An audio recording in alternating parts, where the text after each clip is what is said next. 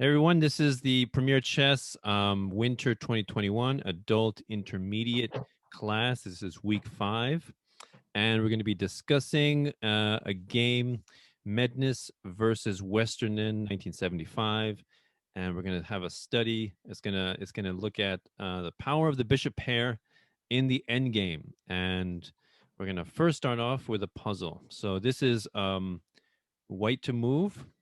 What is the best move for white here? Hi, Peter. Welcome.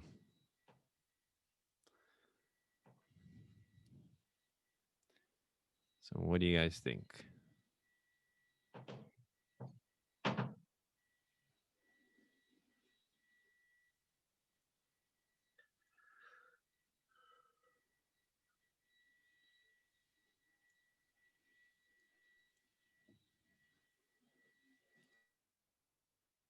I think I would trade queens. Okay, so trade queens. With the idea that you would then take the rook. Right. Okay, so then it would be imprudent for black to capture the queen because then he's going to lose his rook. So for that reason, black's best move is not to capture the queen. What is black's best move? Hi, Evan.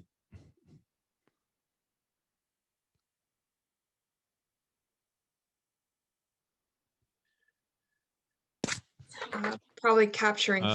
Sorry. I see Peter's hand up.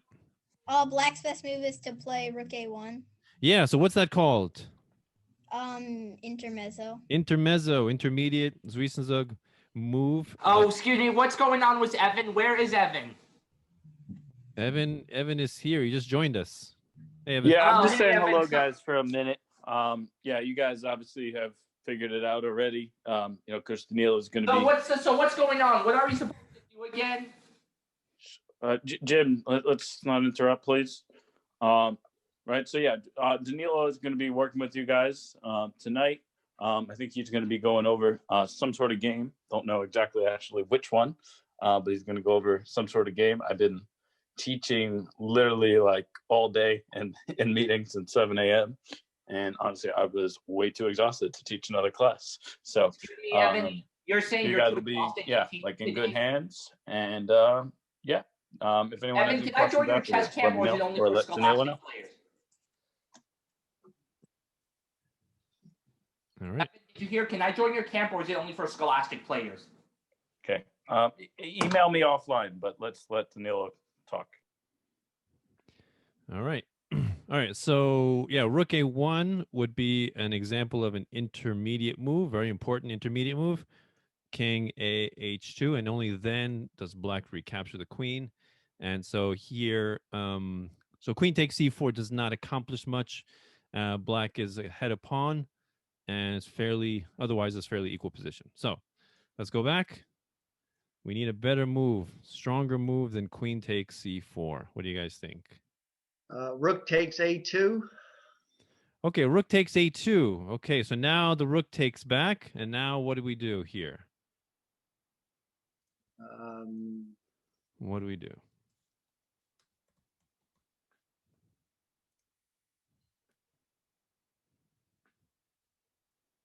Well, I was going to check on b8, but I don't. I don't see that all of a sudden. You're going to check on b8? Yeah, but it doesn't work. So remember, whenever you look at a puzzle, you always look at a hierarchy of moves, right? So the first move you always look at is what? What type of move? Okay, so we said that. Oh yeah. So what is? There's a hierarchy of moves. Sorry about that, Danilo. I just got cut off for some reason, but I'm here. What did I miss? Sorry about the puzzle. So No. We all got cut off. We all got cut off. So Evan ended everyone's call, so we're all back now. So what is a hierarchy of moves that you think about when you're looking at a puzzle? First type of move, the most forceful move is what? A check. Think of checks and captures. Okay, well, even so, the most forceful move would be a check, right? So we always look at checks first. So here we have two checks, right? King f8, queen f8 doesn't really accomplish much; just lose your queen for nothing. And then we have queen b8. Now, queen b8 king h7. And now, what is the best move for white here?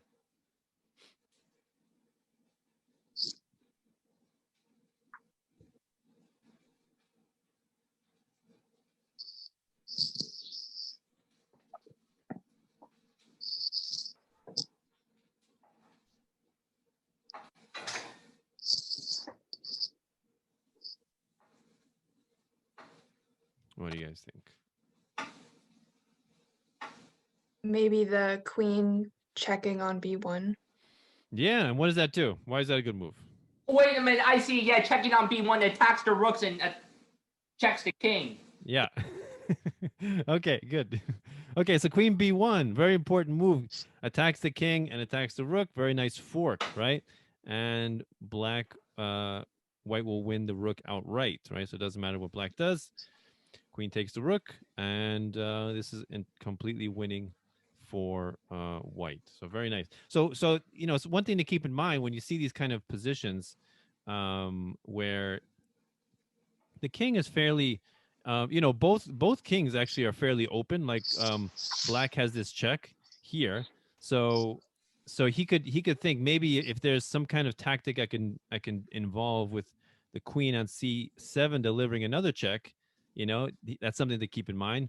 And at the same time for white is once the rook on a8 leaves a8, then we have the queen b8 check, and then again we have another check on this diagonal. And we can have some kind of tactic with that. So keep that in mind when you see these kind of checks, always something to include in your mental calculations. All right. So let's look at this game. So this is a game between Mednis, Edmar Mednis, and Westerinen, 1975, Solznok, Hungary, in the Hungarian. What did you say? You're saying there's a game between who and Westerinen? What? Mednis, Edmar Mednis. Everybody know who Edmar Mednis is, by the way? I heard the name. Yeah, he's a famous grandmaster. Probably active very much in like the 60s, 70s, 80s. I think he was famously Bobby Fischer's second and trainer, and he helped Bobby Fischer a lot prepare for his matches. So just a little bit of background about this game. Yeah, anybody have a question? No. Okay, so a little bit of background about this game. This game was awarded the best endgame prize. The prize was a large and beautiful Hungarian porcelain vase, which, as Edmar Mednis later stated, I generously transferred to my wife's ownership. So, not chessically related, but I figured you guys could know that. Yeah, what were you saying? You're saying this game won the prize for best end game. Best end game, yeah. So let's take a look. And so what did he get a trophy or just money? He got a vase. That's all he got. That's great, crazy. He got a vase. It's like the same thing with Fischer. It's the game of the century how the notation sheet is worth so much money, but Fischer got $50. That's a thing too. You know what I mean by the bishop e6 and the knight a4 move? You know what I mean? Right. No, I know, definitely. How does everyone know that game? Yeah, a lot of people know that game. All right, so let's look at this this game. Okay, so we have e4, e5, knight f3, knight c6. No King's Gambit. Bishop c4. Okay. Okay, so everything going towards the center, right? Very nice standard opening principles. Yeah. Excuse me, Damiano. So bishop e7. Now, that's an interesting move, right? So normally in this position, we have acceptable moves would be bishop c5 or knight f6 are pretty standard acceptable moves. Bishop e7 looks kind of strange, right? Because the bishop is a little bit passive here and probably will be shut in by the pawn. It just looks pretty passive, right? But apparently this is called the Hungarian defense. And so Edmar Mednis was saying that after the game, maybe he was paying tribute to the country he was playing, the country that this game was played in. Maybe. Yeah, excuse me, Damiano. You were saying earlier. So last week, Evan and I talked about the idea of passive versus active, and you said that this move is passive. You need to play active, play for activity. Is there an exception where a person can play passively and still get away with it or still win? Because they say when you're doing fortresses or anything, like, what's your opinion? Should we play passively or what should we? Because Evan said let's see, how can I say this? I don't think I'm not a big attacker myself, and I don't necessarily look for wild, brilliant sacrifices. What I look for is not being passive. There's a difference between being passive, being active, and then attacking. Right? You can activate your pieces, improve their position, improve their scope without necessarily attacking. But then, as you improve your position, you gain space and you remove squares from your opponent's pieces. The tactics naturally flow from that, and you don't necessarily need to attack to take advantage of your superior position, right? So yeah, so I think this bishop e7 was just unnecessarily passive in my mind. So yeah, and by the way, Petrosian was famous for his you could say passive, but again, he was like very slow and methodical in removing squares for his opponent's pieces and gaining control for squares for his own pieces. And then, just like a boa constrictor, slowly the person becomes suffocated to death and cramped. Actually, though, Vindicated. that's more of Karpov. That's what Karpov would do. Yeah, Karpov also has a similar style. Yeah. No. The thing about Petrosian is that Karpov would never have done this, because, for example, in the French Winter War, after e4, e6, d5, knight c3, bishop e4, Yeah. usually after e5, Portion's like, this move is weak, so he retreats his bishop to f8. So most people, Karpov wouldn't even do that, actually. Yeah. Okay. All right, so let's continue. Let's see this game. So d4, strike at the center. d6. Okay, again, shutting in his bishop, right? It doesn't necessarily look like a happy bishop there. D takes e5. Now, he took with the pawn. So now let me ask you guys a question. Knight takes e5 is a little bit of a mistake. Does anybody see why it's a mistake?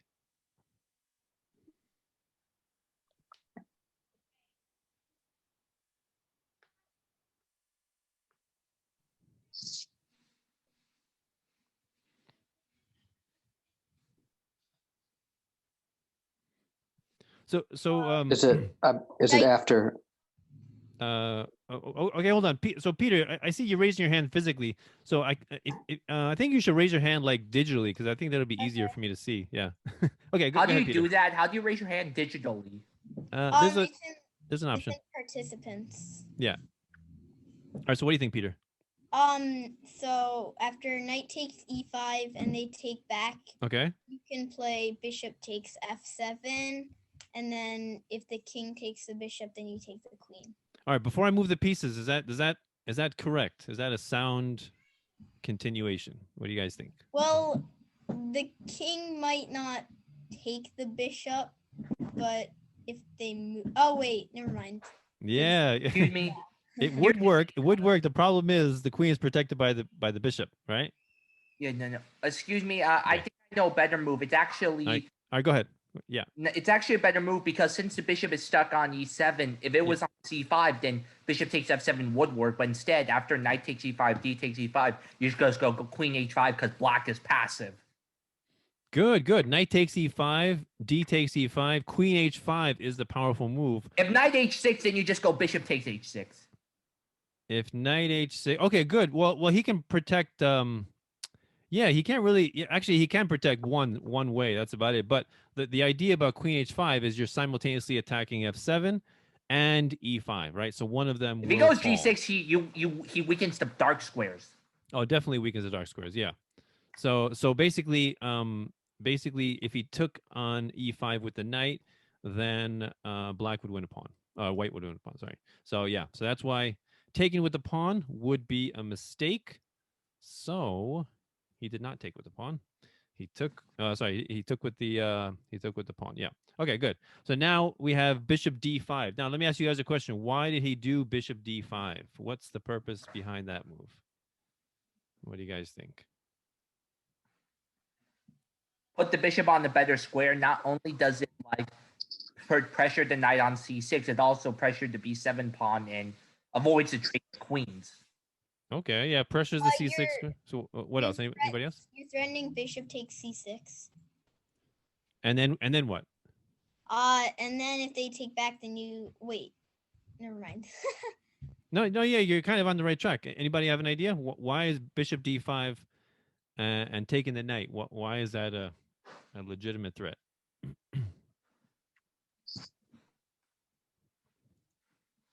Anybody see? if you take the knight, then you pick up so you're moving the defender on the e5 pawn, you pick up the pawn. So So the knight, the knight is the only protector of e5, right? So basically, a very simple tactic. He just removes the defender of the pawn, right? This pawn is getting loose. So, and also creates doubled isolated pawns, which is nice, and an isolated pawn here. So yeah, all those reasons, bishop d5. Okay, so he goes bishop d6 to defend the pawn. Then we have knight g5, attacking f7. Knight h6 defending. c3, not allowing the knight or the bishop to jump to b4 or d4. Queen f6. So now the queen tries to activate herself a little bit because here she's a little bit passive.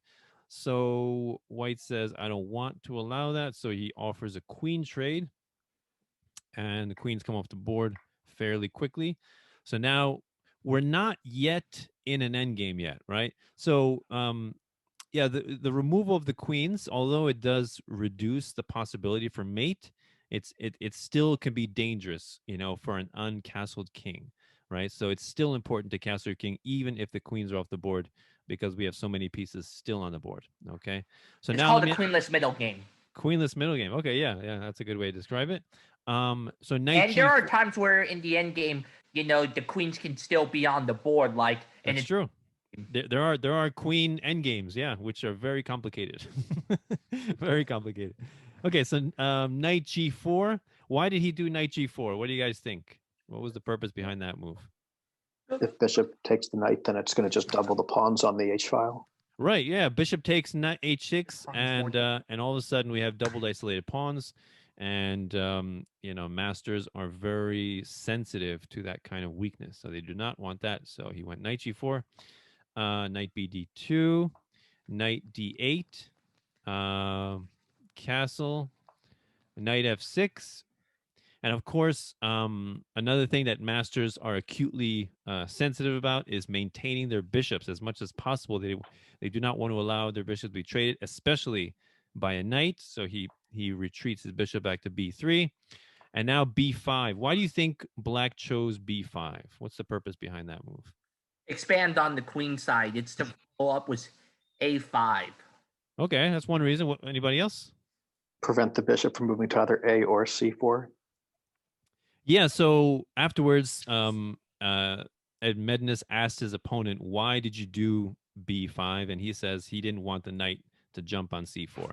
But it's kind of a drastic decision, and it kind of weakens the queen side unnecessarily. And we're going to see how that happens. So a4 kind of forces open the a file and activates the a1 rook, which is pretty nice. c6.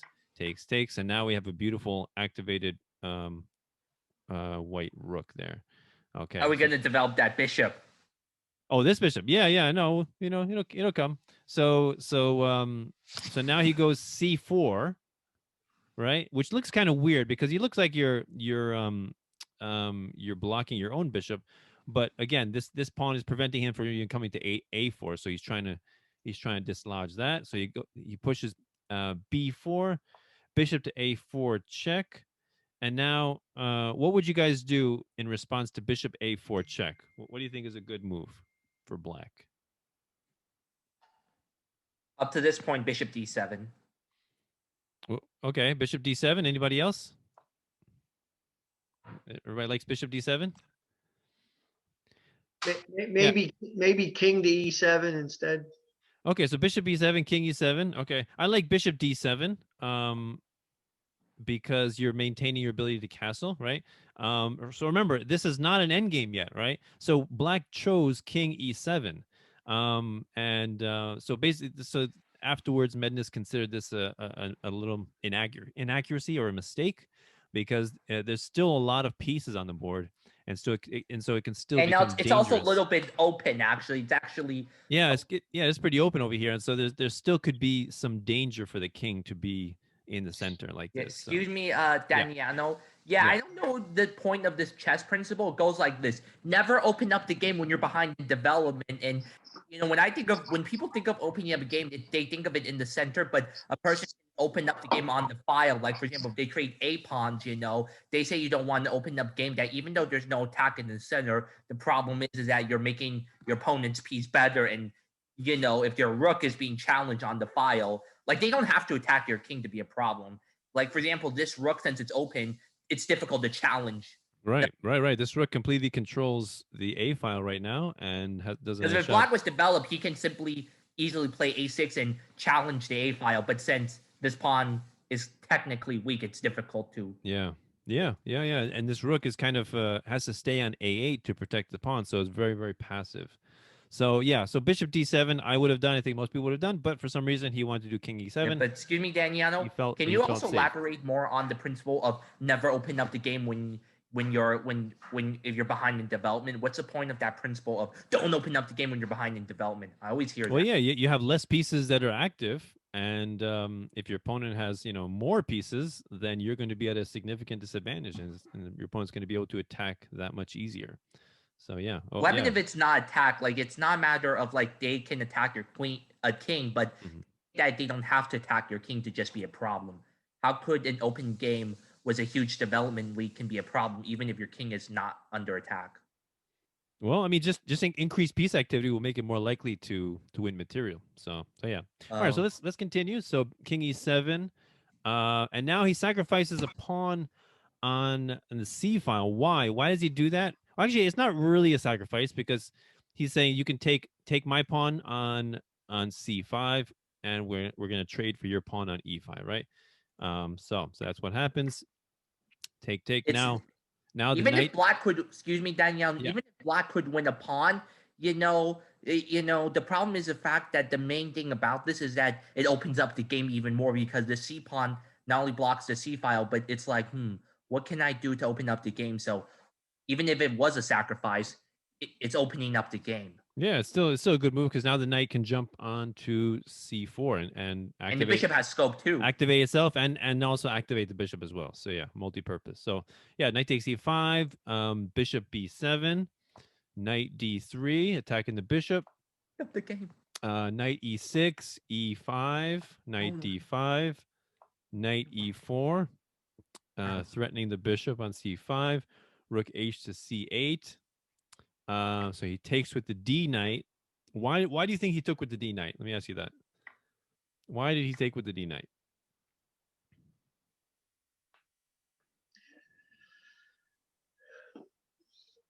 Are you thinking about occupying D6 with the other knight? Yeah. This is a beautiful outpost right here, right? Beautiful outpost. Why not occupy it with a beautiful knight, right? Knight D6, rook C7,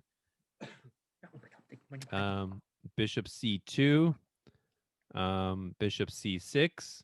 So this was a little bit of an inaccuracy. Also, bishop C6. Why? Because it allowed rook A5, right? And rook A5, it does a few things. It attacks these two knights. At the same time, it prevents the pawn from advancing to A5, which it really wants to do. Why? To support the pawn on B4. So now the pawn on B4 cannot be protected by this pawn temporarily. And so really this is an overextended and weak pawn right here. And weak pawns can easily be picked off. His opponent said that a better move would have been just play A5. Yeah, right here, better move definitely would have been A5, right? Very nice. And now both of these pawns are connected and strong. But I think his opponent Weinstein was just worried about allowing white to maintain the bishop here, because even if the knight does take on that, he's worried about these two bishops. Right. In the center too. Yeah. I mean, pushing these pawns definitely would be, I think, be the best move here. So, all right, so let's go back. So, all right, let's see here. So we have rook A5, knight B7, knight takes, bishop B3, attacking the knight. So now black went. So actually, you know what? Let me ask you guys. What do you think is the best move here? Black to move. What do you think is the best move here?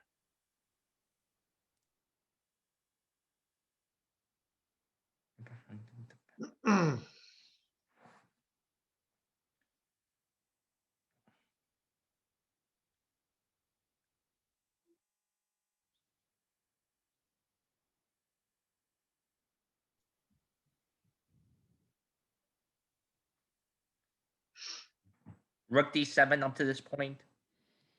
Yeah, so rook d7 is the move that was played in the game. So I didn't know that. yeah, that was good. Good, you got it. So knight b6 would be pretty much a mistake. Why? Why is knight b6 a mistake? You're gonna win the a pawn with bishop d2 or rook b5, but probably bishop d2 is better. Okay, why is rook b5 not a good move? That is a mistake on white's part. Why? Bishop to a6. Bishop a6. Yeah, beautiful skewer of the two. Oh, I did not rooks. see that tactic. I did not see it. Sorry about that. Yeah, Even if there was no skewer, the rook would be misplaced. The rook is better off on like on this file than on. Yeah, the rook's doing a good job here. So yeah, bishop d2 would very easily pick off this pawn, this overextended and weak pawn, and white would be up a clean pawn. Okay, so good. So rook d7, rook d1, applying more pressure on the knight. Knight b6, rook takes d7, knight takes d7, and now white goes bishop d2 anyway and wins the pawn. The pawn is really overextended, and its brother cannot move to a5 and protect him. So bishop d2 wins the pawn. Very nice. Bishop c6, bishop takes, king to e8. Okay, so now what do you think is the best move for white here? What do you guys think?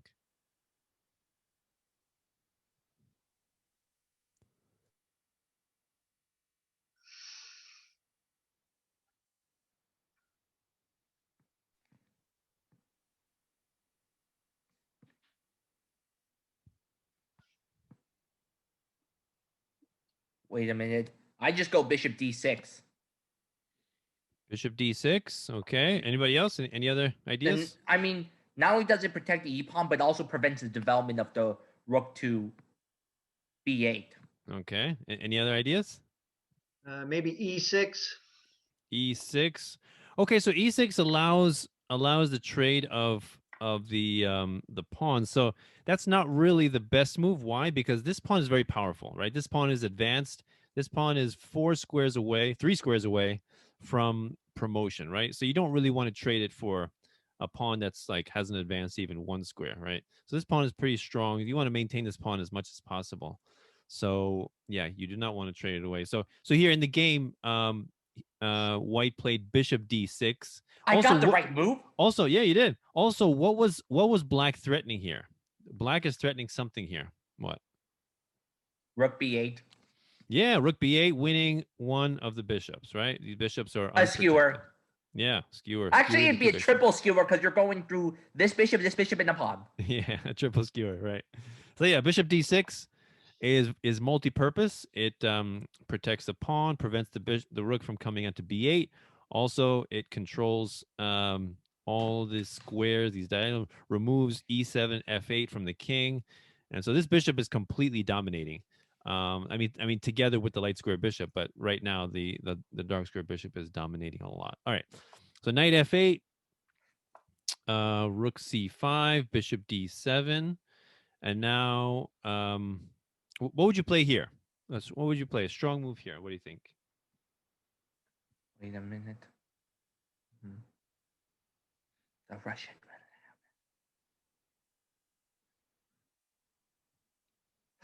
Wait a minute. Bishop d5. Okay, bishop d5. Okay, looks beautiful. I like it. That's the other thing. Chess is, in my mind, chess is art. Okay, so it's got to look beautiful. If it looks beautiful, it's most likely the correct move. All right. Anybody else? Any other ideas?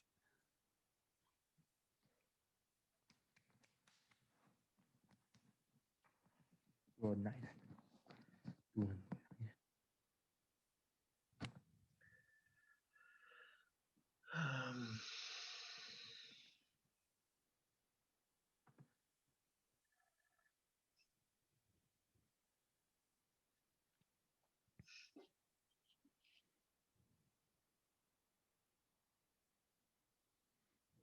What do you guys think?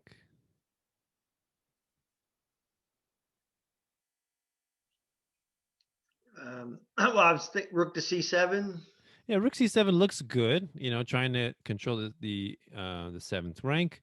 Black again can just go rook c8, trade the rooks because white has a back rank weakness. So, all right. So in the game, white played bishop d5. You got it right again. So yeah, bishop d5, very beautiful. Look at these two bishops together, controlling so many squares, and both pretty centralized in combination with this advanced e5 pawn. This is a pretty dominating position. It's technically won, but not. It's like for a grandmaster, to say this is technically won doesn't mean that most of us could probably win it. Right?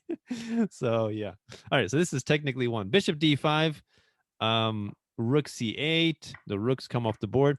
Okay, so now we have entered into the end game, right? This is a double bishop pair against a bishop and a knight. Now, white is ahead 1 pawn, but there's still possibility for black to make a mistake. Sorry, for white to make a mistake.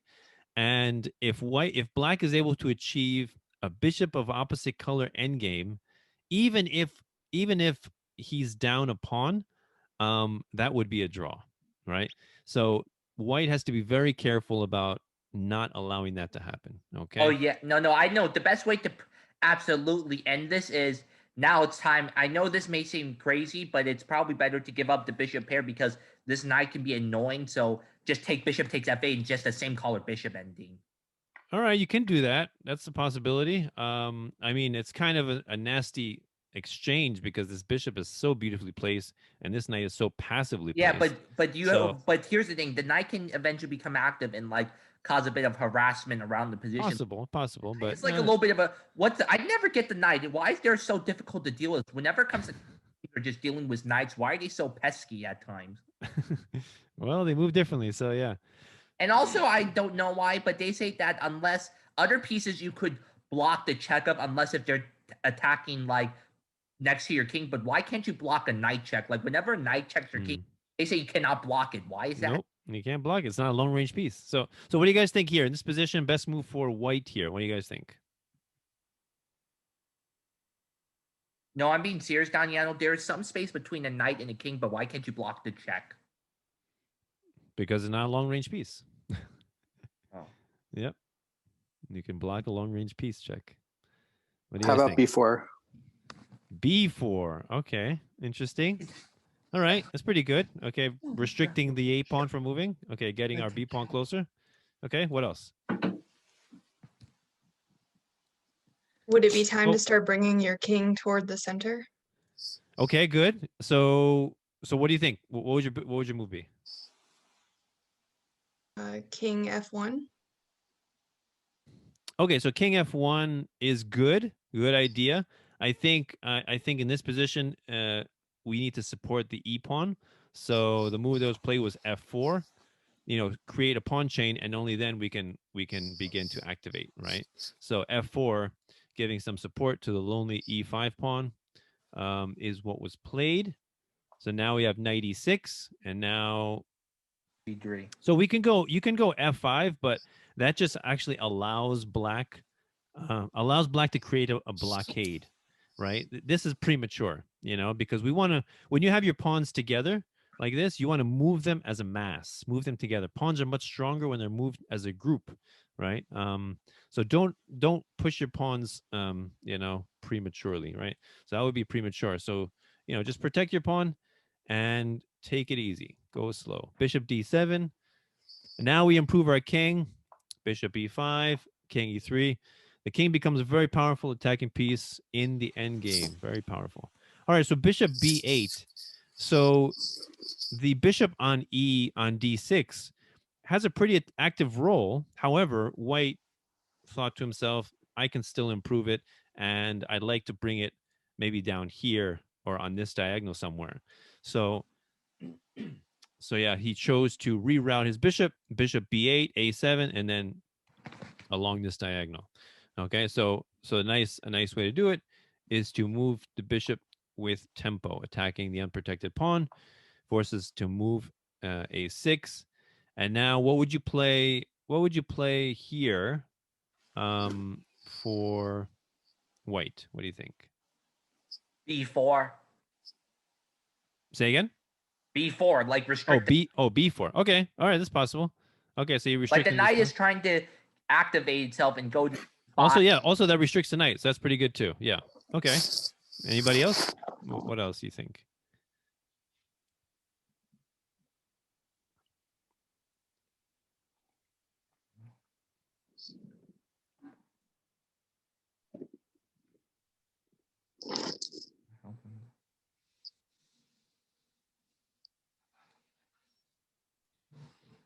Any other ideas?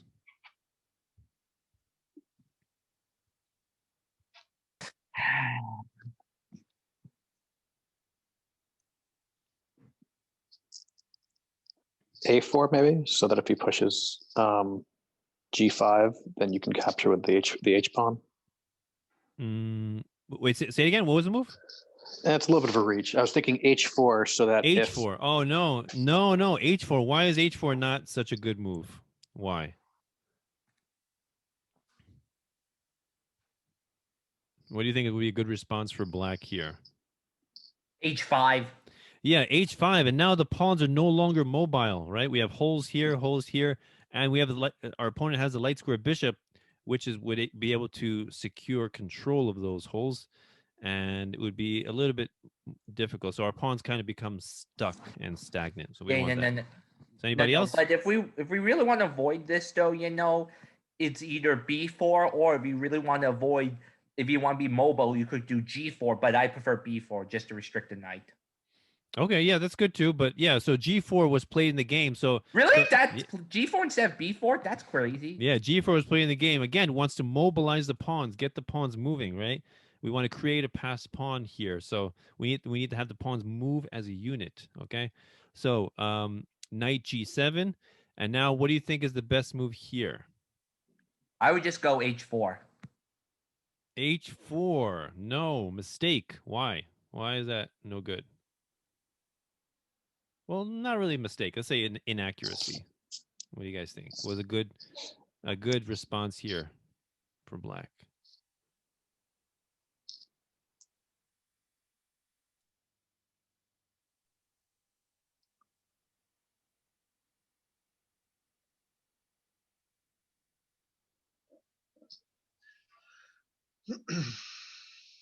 I think if you play H5, doesn't it wind up same Yeah, way? again, H5 just stops the pawns in their tracks, right? And they become very stuck, right? And you don't want that. So let's say he takes here, maybe he takes here.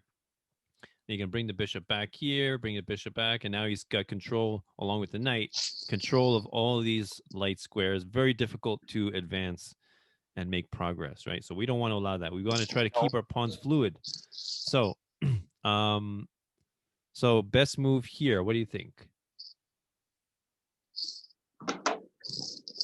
Now that I think about it, though, maybe we should just go with as much as it may seem crazy, though, but I'm just gonna go King E4 just to centralize the king. King E4. Yeah, that's good. That's pretty good. Trying to push F5. That is a good move. So white actually did a little bit of a mistake here. Actually, so let's see. Actually, King F5, King E4, and now let's say white black goes H5, wanting to break up this pawn fluid state. And if he goes H3, what can black play here? Bishop F1. Because obviously he doesn't want to play G5, right? That's going to create unnecessary hole on F5. He doesn't want to take. Now the pawns are all broken up. You don't want that. So he goes. Yeah. What if he goes H5 and then H3? Now what's a good move for black here? What do you think? Bishop F1. I said it already. Oh, sorry. Bishop F1. Missed it. Okay. Bishop F1. Yeah. So now this pawn is unprotected and weak. Right now, this pawn, G4 pawn becomes shaky. H3 pawn is shaky, and so yeah, no good. So that was actually a little of a threat here. Was Bishop F1 undermining the white pawns? So in the game, white actually made a little mistake. He played Bishop A7, continuing with his plan to bring the bishop back here, but that allows this stuff to happen. and it wouldn't be so good. Now, white would destroy his pawn fluidity. So Yeah, so basically king a4 is the right move because if So- king or h5, you just go f5. No, e4, h5. Oh, sorry, h5, f5, and you lose this pawn. All right. Well, then again, you get passed pawn because you can go f takes g6 and You could. That's and true. now the pawn's. So now, yeah, these are weak pawns. That is true. And plus, the So- king can go to f4 and just take. It may seem crazy, but That's true. King f4. Yeah, I mean it's possible. It's possible. So let's look at So here the best move was determined after the game to be king f3, right? that's crazy. King f3, yeah, because now if h5 we have h3, and if he tries bishop f1, now we have king g3, and now our pawns are maintained together, and now the win is kind of very easy. Move the pawns up slowly with the aid of the bishops, and also the king has to invade along the dark squares and slowly inch forward, right? So let's just go through a possible variation that might occur. Bishop c6, king e7, king f3, knight e6, king e3, bishop c4. Okay, so let's look at this real quick. Okay, so the bishop's being attacked. If he moved to c2, that would be a little bit of an inaccuracy. You can kind of say a mistake. Why would that be a mistake?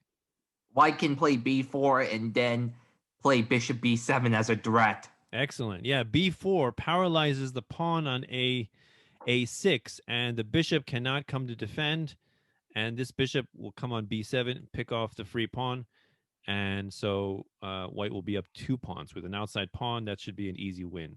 Right, very good. So bishop c4 was necessary to maintain connection with the pawn. Okay, so now we continue f5, g takes, and now what do you think is the best move for black here? What do you think?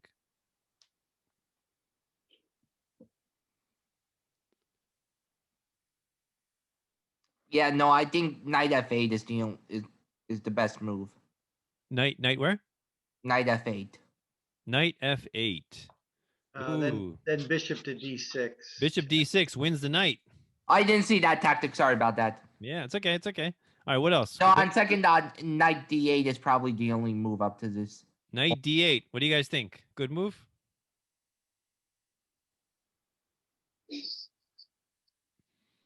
What do you think?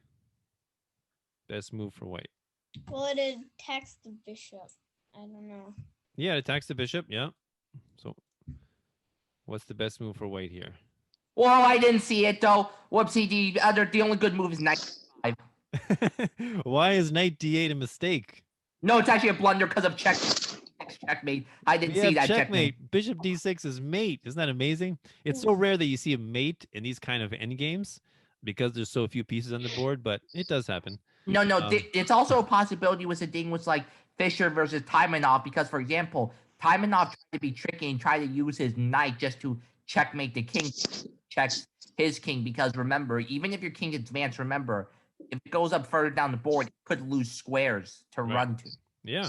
So I was going over one of my students, a private student's game, and his opponent missed a mate in 1, and then my student moved again, and his opponent missed another mate in 1. He kept missing a mate in 1. So be careful and always pay attention to mate in 1s. Okay. Okay. So knight d8 blunders a mate in 1. So yeah, knight g5. Let's just continue, see what happens here.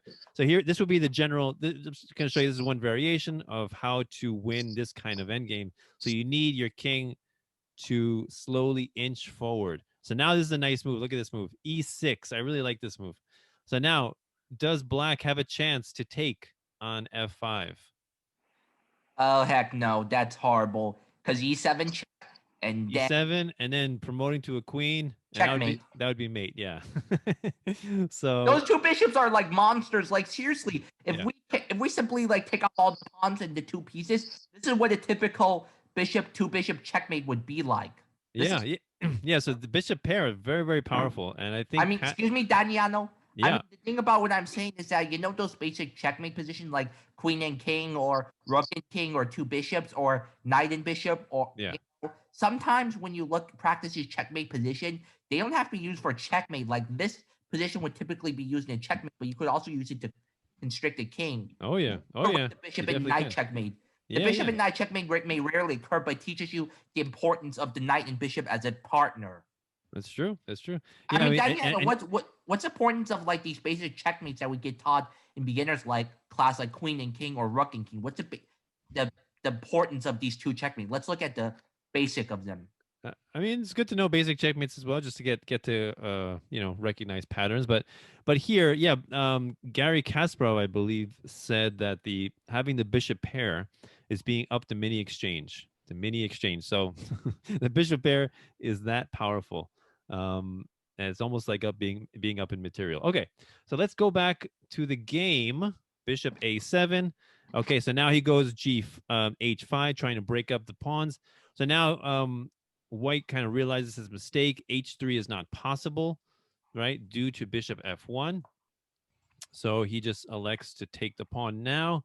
So now this is a completely different end game. Now the pawn, the kingside pawn majority is broken up into two different pawn islands, right? So now the strategy changes. So now king f3 was kind of a mistake, and black has a little tactical thing he can use to be annoying, but he missed it. Does anybody see any tactical idea here that black can do? Oh, I see bishop e2 check, and if you take, then knight takes f4. Haha. Very good, very good. Bishop e2 check, yeah, and because what White wants to do, he wants to try to invade through g4, g5, and perhaps on h6, or hopefully on f6 if he gets rid of the knight. So bishop e2 is a very nice little tactical shot that prevents him from invading on g4, and if he takes, then he will lose his extra pawn. And then the knights, of course, are very easy to do forks in these kind of endgames. Very annoying. There's a knight fork threatened here, king and bishop. And if he moves up to c5, you have a knight fork here with all these unprotected pawns. So Yeah, I mean, and this is the reason why, as I like to mention, always get rid of the knight as early as possible. Okay. Oh, really? Yeah. No, because it can be annoying. Yeah, knights can be annoying, sure, if they're used well. So king f3, but black missed it, so he went knight g7, bishop b6, knight e6, bishop e4, king d7, king g4, bishop e2 check. So yeah, so you can go king g3. Also bishop f3 would have been fine as well, but he chose king g3. Knight g7. So as you can see, this knight is just coming back and forth, just kind of patrolling these squares, making sure that the pawns do not advance. That's black's goal, is to prevent the pawns from advancing. Right? That's his only hope here. So now white's going to try to invade here. All right, bishop to a5. So before he invades, though, why does he play bishop a5? So what if what if instead of bishop a5, what if he invades now? Knight e6 check. Yeah, knight e6 check can be a little bit of annoying. Now he can't really come to f6. Now he loses his pawn, and yeah, now he's just down a pawn basically. Yeah. So yeah, it's kind of annoying. So white decides to protect his f4 pawn with the bishop. So bishop a5, king e8, bishop d2. No. I mean, he could have protected immediately with bishop e3. But then again, I realized, yeah, bishop e3. Now that there's a little fork threatened there, so that's why he wanted to bring the bishop to d2 to protect the pawn, right? Oh, I see. He wanted to avoid any tricks. So knight f5 check, king g5. So now black already understands that this pawn will be lost, so he doesn't even try to save it at this point. So king f8, and white could have just captured this pawn immediately, but instead he chose to improve the position of his king, which is a pretty good choice. King G8. So now black is beginning to realize that he's got to get his king onto the H file or close to the H file because the pawn is about to threaten an advancement. So he finally takes his pawn. King G7.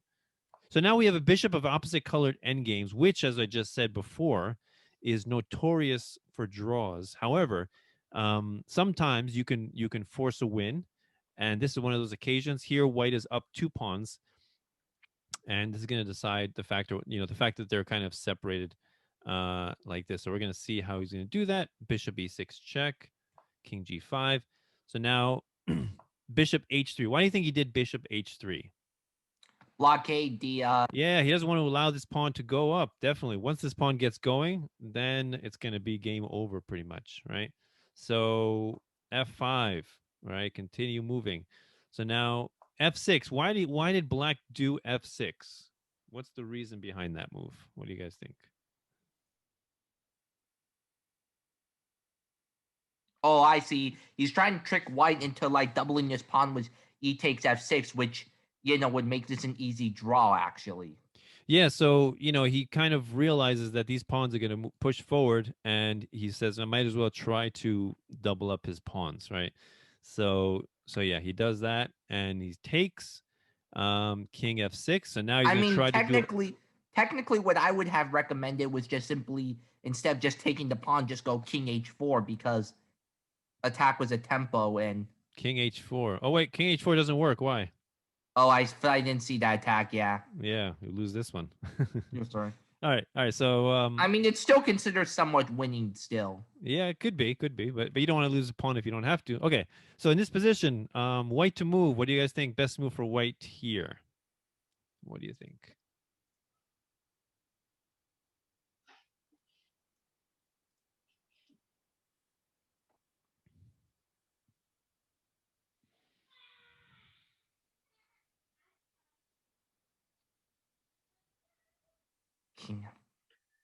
King F4. I was gonna say that King F4. King F4. Why King F4? Well, I feel black's in a little bit of zugzwang here because where are the moves, and if white can get the H pawn rolling. Okay, so actually the king was actually perfectly situated there. So we should leave the king there. There's actually a better move than that. What do you think? Wait a minute, Bishop A5. Bishop A5? Okay, Bishop A5 is good. You are blockading the pawn. There's actually a slightly better move, which is Bishop B4. Now, why is that a slightly better move? Because A5 is controlled by the bishop still, and also the bishop is now controlling F8, the promotion square for his F pawn, right? Very important. So slightly stronger, right? So now, what is the best move for black here? What do you guys think? Black is now in Zugzwang officially. Yes, black is in Zugzwang, yeah. Because I'm not joking. Now all moves are going to lose. If you move the bishop or anything, the pawn's going to simply march up the board. And if you move with the king, on the other hand, whether it's to G6 or A6, I can even go. You mean G8 or E8? King G8. The king's just going to move up to G6. Yeah, King G8, King G6, and this pawn will become a queen. No way of stopping it, right? Because this bishop now controls the promotion square. Very nice. So yeah, black is in Zugzwang right now. Very nice. So he chose to move his pawn. Bishop G2. Now we push the pawn. Bishop D5, H5, push. King G8. Now he understands that he cannot allow to come to H7 because now he won't be able to head off the pawn. So he goes to G8, heading off the pawn. H6, King H7. Bishop F8, protecting the H pawn. A5. Now, what do you think best move for white here? What do you guys think? Bishop G7. Okay, Bishop G7. I mean, doesn't really accomplish that much. Oh, whoopsie! Wait a minute. Now I think about it. What do you think? I can go. Now it's good to go King F4. So King F4. So where are you heading with King F4? Where's the goal? The goal is to King F4 is to go King F4, E5, and and D6. E6, E7. Yeah, the goal is E7, right? We want to Yeah. help the F pawn to promotion, right? So we need the king to go to here. So the king takes a nice stroll in the park, right? King F4, A4, King E5, and black can do nothing. But what cannot happens make if any black progress. tries to attack, the bishop, our bishop? Well, if he attacks the bishop, then you can just go bishop G7. It's no big deal. Yeah. So okay, so king D6, king G8. So now the king finally comes to E7. Okay, bishop C4. So now, what do you think here? Best Bishop move here. G7 first. Say again. Bishop G7 first. This is a stronger move than bishop G7. What do you Wait a guys minute, think? H7 check. Okay, so that would probably win as well. Yeah, that would probably win. And then what would you do? F7. Yeah, F7, and then the bishop would have to sacrifice for the pawn. We move our bishop, and then sacrifice the pawn, and we just promote the F pawn, the other F pawn. So the way that white won here was simply F7 check, Oh, I see. right? So that's also a nice win, a little bit cleaner. So if okay, so let's say first if the king comes to H7, so now if he refuses to take the pawn, now what's white's best move here? What do you think? Bishop G7 now. Okay, bishop G7 now.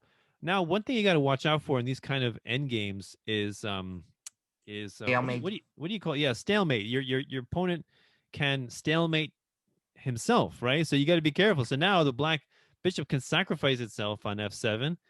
And if we go, if the king takes, then A3, you got to be careful of that kind of stuff. No, right? I wouldn't even take the pawn. What I would do was A3 is simply go back is move the king to E7, and if you go A2, I just go B4 control the promotion square.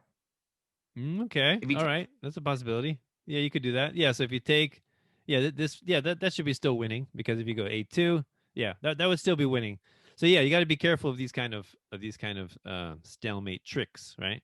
So yeah, so in the game, well, what if he played bishop takes F7? What would be H7 check? H7 check, yeah, H7 check wins the bishop, and the game, right? So bishop opposite color endgames notorious for draws. Even if you're a pawn ahead, but 2 pawns ahead, 3 pawns ahead, with skill should be able to win it. Sometimes even 2 or 3 pawns ahead, sometimes it's still a draw.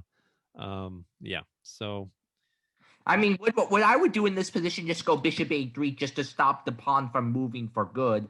yeah, and you can do that. And then depending on what his king's going to do, I'm just going to just simply move up to F8. I'm going to just advance the pawn, move up to F8, and yeah, it's winning. So what do you guys think about this game? Any comments? Very questions? good. What do you guys think? Observations? Yes, excuse me, Daniano. I don't even get this thing was the Italian game. It used to be an opening I played when I was much younger, but now I just play King's Gambit now. But I thought the Italian game has fallen out of favor. Why is it? The Italian game? I have no idea. It's not like being suppressed by Bishop B5 to Roy Lopez or King's Gambit. Right. So anyone, what do you guys think? Any observations, comments, questions? What do you guys think of this game? Yeah. Did you learn anything? I didn't miss anything earlier, correct? I did not miss anything. No, you didn't miss anything. You. Anybody? Any comments? Great use of bishops in the center of the board. Yeah. I thought this was very instructive in how powerful the bishop pair can be, and how constricting they can be to the enemy king. And also, it's also a good example of, when you have the possibility of trading, do not trade. Do not always just automatically trade, right? We had the possibility of trading one of the bishops for the knight, but that would have been crippling to our pawns, right? Because we would have bishop of opposite color endgames. It would be much, much more difficult to win this than if you had waited like they did in the game. Yeah. Any other comments, questions, observations? Did you guys learn? You learned something? I hope. Yeah, we did, Daniano. But I just don't even get this though. What was Evan saying earlier? For some reason, I just thought you were the one taking over, or what just happened? You said that Evan took over, or what happened? No. He just dropped in to say that I'm gonna teach the class. That's it. He's dropping in to say you're going to teach a class because he was busy with the chess camp and everything. Yeah, because he's just had a busy day today. I'm not joking. It's snowing a lot. Like outside, we're snowing 7 to 15 inches. I tried walking outside, and man, was I snowed out a lot. I tried running through the snow with my boots on, but it was so difficult. And what about where you guys are in? Where do you live in New York or Massachusetts? We're in New Jersey, northern New Jersey. Yeah. so Did we're you getting a see good any amount of snow coming down? Did you see the snow? Oh yeah, there's no way I cannot see the snow. What about any of you two? Could you see I the see so much John? snow. I don't want to see any more snow. That's how much snow I see. Yeah. I shoveled today, and like let's say from 1 to 3 for 2 hours I shoveled, and a couple hours later my kids walked outside. Did you shovel? Hey, it's good exercise. If you want to join NCAA or if you really want to be healthy, that's the best way to do it. That's true. I love walking out in the snow. I feel all achy and sore, but yeah, tomorrow I got to do it again, unfortunately. So yeah. No. So, yeah, at the same time, hey John, I'm not sure if you agree with this opinion or not. Do you think it's okay to play passively, in your opinion? No, I think you can play quietly, but not passively. Well, I'll explain fortresses, like Bishop of Opposite Color, where a guy's down 4 pawns, but he can defend very well. He's passive, but his opponent can't make progress. Get where I'm going? Right. Yeah, I mean every position is different again. So yeah, so great, great class, great seeing you guys again. So yeah, I don't know if I'll see you guys again, but have a wonderful night and have a wonderful night to you too. Bye. I'm gonna say try and enjoy the snow. I'm kind of sick of snow by now. Bye. Have a good night. So yeah, have a good night, everyone. Thank you. Thanks, Danilo. Have a good night. Yeah, no problem. Bye bye.